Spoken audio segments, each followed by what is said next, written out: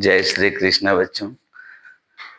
सबसे पहले मैट्रिक के रिजल्ट के बाद मैं आप लोगों को बधाई देना चाहता हूं, क्योंकि आप लोगों ने बहुत ही सुंदर परिणाम, जैसा कि आपको पढ़ाई किया गया था और जिस तरह से आपने मैथमेटिक्स में मार्क्स लाया, यह बिल्कुल काबिले तारीफ है। और आप लोगों ने तो संपूर्ण बिहार में परचम लहरा दिया। इसके लिए आप सभी बच्चे जो भी बोर्ड के एग्जामिनी हैं, आप सभी धन्यवाद के पात्र हैं।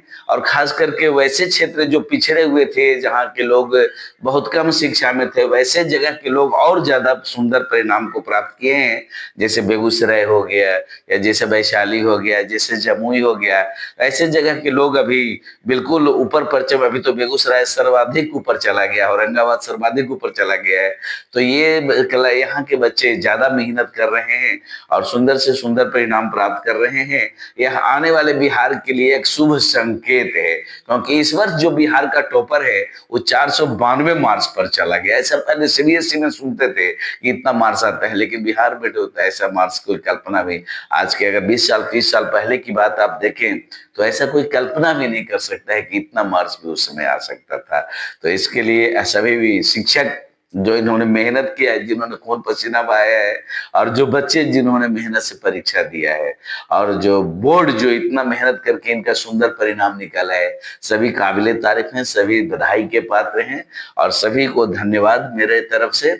लेकिन बच्चों, मेरे तरफ से एक हिदायत भी है कि आपका बोर्ड का रिजल्ट निकल गया है, अब आप आगे की पढ़ाई के लिए जुड़ जाए, क्योंकि 10th का पढ़ाई बच्चों ऐसा नहीं है कि आपने बहुत कुछ प्राप्त कर लिया है। इसके बाद भी मैंने बहुत सारे लोगों को देखा है कि जो बिहार में स्थान रखे थे और बाद में उनका कहीं कोई पता ही नहीं चला कि वे कहाँ है नहीं है।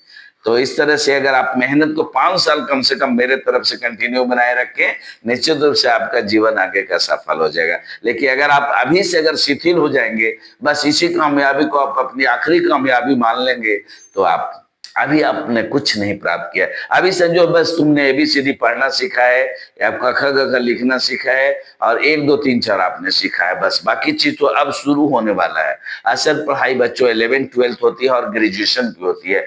इसी के आधार पर आपको सर्विस लगती है, इसी के आधार पर आपकी विद्वता तय होती है।